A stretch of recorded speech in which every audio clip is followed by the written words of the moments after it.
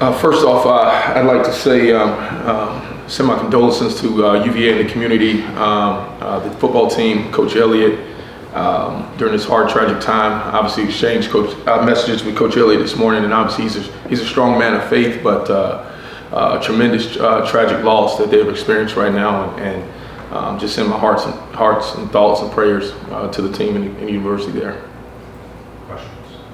Can you talk a little bit about, as an offensive coordinator, having to morph your game plan like you did this past weekend, and put a full game plan together for a true freshman quarterback, and have to understand what makes sense for him at this stage of development and not, and just try to get through the game with a victory? Yes, I think when you're going through challenges that we've been through, obviously new starters, injuries, you have to kind of morph that game plan each and every week, and it really comes in three different areas, not just for the quarterback, but also the new pieces up front, offensive line-wise, obviously different skill players, and just trying to create an identity for what it's going to take to win that game, depending upon that game plan. And I thought Jacurri did a great job last week of executing the game plan and really showing poise. To be a freshman starter on the road back in your home state, you can imagine the anxiety that he probably had leading up to the game. But he's a poised player, and that really showed throughout the game, and he brought energy and excitement to the sideline, and ultimately that led in belief in our players to believe in him and believe in us. He didn't show any nerves early on, right? You guys scored right away, pretty much. How did he handle that? Did you see any nervousness from him once you guys were kind of out on the field, or was it pretty confident, right? No, he's always been a confident young man all throughout the year at every opportunity that he's been given. He's very, very mature for who he is. He's a very smart player, obviously. He's brought a lot of energy to our team throughout the year, in critical moments, whether it's been third down, any type of situation that he's been in the game. Our players are excited to see him play. And when you have a young player like that people get excited about, obviously, like I said, it instills confidence in your sideline. And the thing that he did was he went out and managed the game the way he needed to. He was great in his decision-making.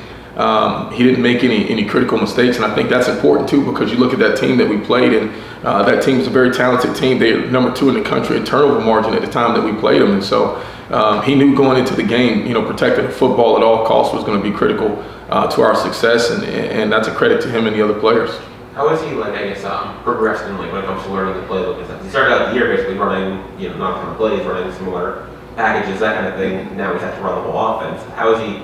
Did he already have that down coming into the season because he's been here since January, or did he have to kind of get up to speed the last couple of weeks? Well, I think recently you've kind of seen the playbook morph, kind of as we did the first initial question, right? Trying to build it off the skill set of the players that we have left, and I think that's been a challenge, but also it's been something that they've embraced.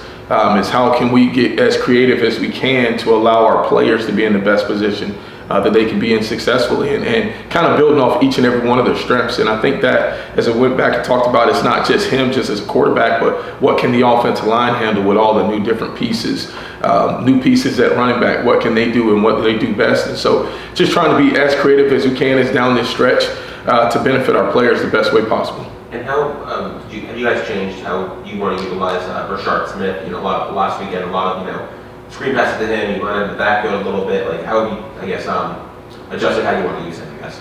Well, we've obviously experienced a little bit of injuries there at the running back position, and so it's just as we're getting a little bit more depth and being more healthier at the wide receiver position, it's just finding creative ways that we can utilize all of our personnel. Obviously, Rashard is a really good player that we feel strong about, and we don't want to see him spend as much time on the sideline. We want to try to find creative ways that he can be out on the field, impacting the game, and he has such a unique skill set that kind of falls in a lot of different roles. And so he's a very versatile player. He's a player that we feel needs to get the ball in his hand as many ways as possible, and we got to continue to find ways to do that for him. When we spoke to Jacurri back in the spring, he was pretty clear about I need to improve as a passer.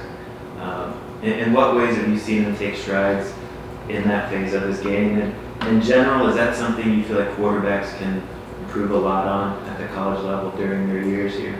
Well, I think it does take time. It takes time and concentrated effort, right? And he's done a really good job in practice of obviously trying to continue to improve his fundamentals. It was something that was obviously coming out of high school, he was more known as a runner, a dynamic threat in what they did offensively, even in high school and always coming up. And so that's a key piece to his game that he wants to continue to improve. And he's focusing on those steps. He's taking those steps. Obviously, as any freshman player, it's always going to take time to fully develop. You can't speed up that process in there. But, first and foremost, I think for any quarterbacks, you got to start in your decision-making first. And that's an area that he's really excelled in making smart decisions, not putting the ball at risk, and then he's going to continue to develop and improve in all the other areas. When you say fundamentals with him, is that more like footwork, mechanical stuff that he's really worked on, or you mentioned decision making? Like, are there certain things he really kind of focused on? I think as a quarterback, you're always focusing on everything, right? Footwork, arm fundamentals, as far as your motion, delivery, accuracy. He's obviously. He's such a powerful kid. Sometimes even one of his challenges is take a little bit off. Don't be as powerful, because he does have a very strong and talented arm that he's also learned how to be able to have touch. Being able to place the ball where needed, not just on deep the balls, but intermediate and short throws. And so, I think altogether, Coach Ponce has done a great job working with him and continue to develop him. And, we're excited about his future. Coach, Marcus praised Jaylan Knighton, the way he's worked. He had the issue earlier in the year, and really praised him for how he did on Saturday, running hard and everything. What did you see from him? How have you seen him work and focus the last few weeks? Yeah, Jaylan's a guy that deserves tremendous amount of credit, and really proud of him. Just, we talked about resiliency, right, and being able to bounce back from adversity. And here's a young man that went through probably about a 3 or 4 game stretch in there where, he was in a little bit of a slump. And it eventually led to losing some playing time. But he didn't get down on himself. We kept telling him we believe in him and continue to work. He showed up each and every day of practice, working really hard. And to see him go out and have success, I think that was very important to him. It's important to us. We believe in Jaylan, and we got to just get him back and having that confidence, being able to run the way he ran on Saturday. And when he's able to do that, he provides our offense and our team a huge spark. What did you like about the way he ran in the game? I thought he ran very physical, broke through a number of arm tackles, obviously created some explosive plays out on the perimeter. But for him, it was also about ball security. That was a team that went to the game. They were pulling the ball, yanking the ball all over the place, and he did a great job. Not once did the ball ever come loose or even look as if it was loose. He did a great job with his ball security. And then also he did a great job in blitz pickup. A couple times in there they brought some key blitzes where they were blitzing the back, and him being able to step up in there and stop the blitzers. And that's an area where he has improved throughout the year. I thought he did a really, really good job. And so really proud of him, really proud of the way that he's responded, and looking forward to continue to push him to the next level as he gains that confidence back and becomes the player that he is. What can you say about Clemson's defense and the challenge they pose? They're a fast and athletic defense. Obviously, they've been known for their defense over the last few years, and obviously recruited really well on that side of the ball. And they've got some high-profile, high-star players. But for us, it's about focusing on us. Obviously, we know the challenges of going on the road. I think that's something now that we embrace. Our team has showed up prepared on the road, and they've done a good job handling adversity and hostile crowds.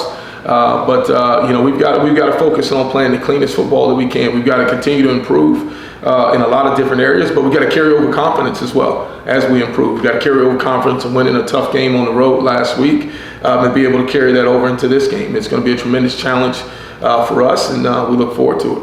What has Lawrence Seymour done well? He's made a couple starts for you guys now. Yeah, Seymour's jumped in. You're talking about a guy that probably at the beginning of the year probably never saw his opportunity coming. At one point, battling for a 2 position, if not a 3, and now all of a sudden now he's a starter. And so being able to jump into that role and continue to prepare, I think is a credit to Lawrence. He's a kid that also could have went in the tank earlier when he wasn't playing or when he didn't probably see his opportunity to play, but he just kept working. And one thing after another, whether it's injuries or opportunities, led to his opportunity, and he's capitalized on it, and he's continuing to work. And that's the thing that I'm really proud of our guys, that the way they have responded to adversity. They continue to believe in each other, continue to trust in each other, and ultimately that leads to success when you can get all 11 men on the field to believe in each other. probably technically a little undersized, but so what does he do well to kind of make up for some of the physical tools that he might? Well, I think Lawrence. I think one of his greatest strengths is obviously his ability to move. I think he has really good lateral movement and ability, and I think he's a fighter. You know, our kids fought on Saturday, and when you watch that game, I think that was the key thing that stood out is how hard we played. We didn't always play right. Our technique wasn't always right. Plays weren't always right, but we played hard. And that's something that you can't coach, something you can't correct. And for Lawrence, that's a great strength for him. He plays tremendously hard. He's going to fight until the whistle and play hard till the whistle. And when you got that type of effort out of your players, they can accomplish a lot on the field. And that's all we ask for them right now is to play as hard as you can for as long as you can, and we can fix the rest. Anything else for Coach Gattis? Jacurri's obviously a dual threat quarterback. Tyler Van Dyke, not as athletic as Jacurri Brown. How much does a dual threat quarterback really kind of open up the offense as far as play calling is concerned?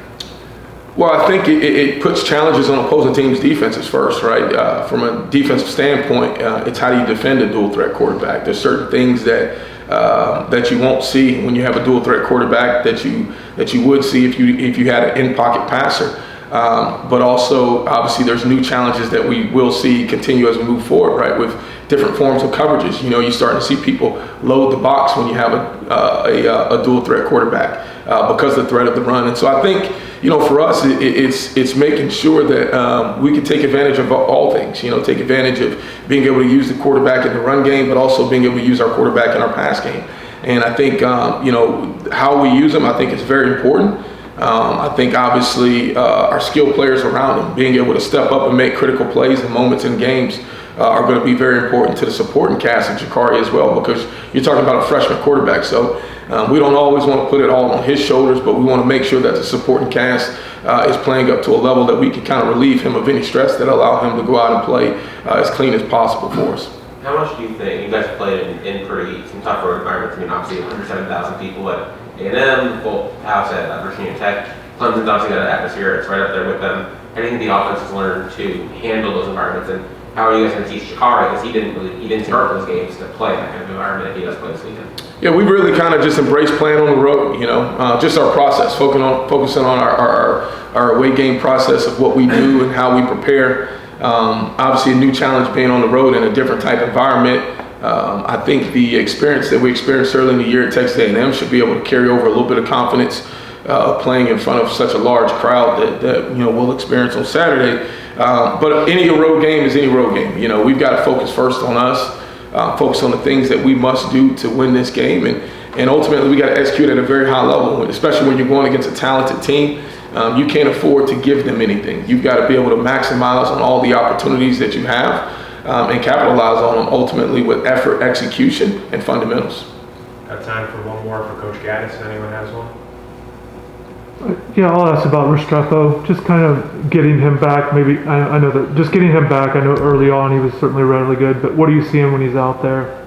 You know, you're seeing great leadership from him. You know, obviously he's a kid that early in the year was obviously voted as a captain for us, and you see his type leadership. And you know, I think the challenge for us is now getting all the different pieces and all the parts on the field. You know, in the absence of Xavier, obviously you saw the emergence of Brashard, and so I think, you know, as you look at how we try to utilize those two guys, is find as many ways that we can get them on the field together. Because they both are important pieces of what we do offensively, and we believe in both of them from their skill set. And so, you know, when you got two guys that are playing the same position, obviously there's a little bit of challenges there. But you know, we've got to be as creative as we can to find ways to get those guys the ball and be an important piece of our offense. Were they on the field very much last game? They were.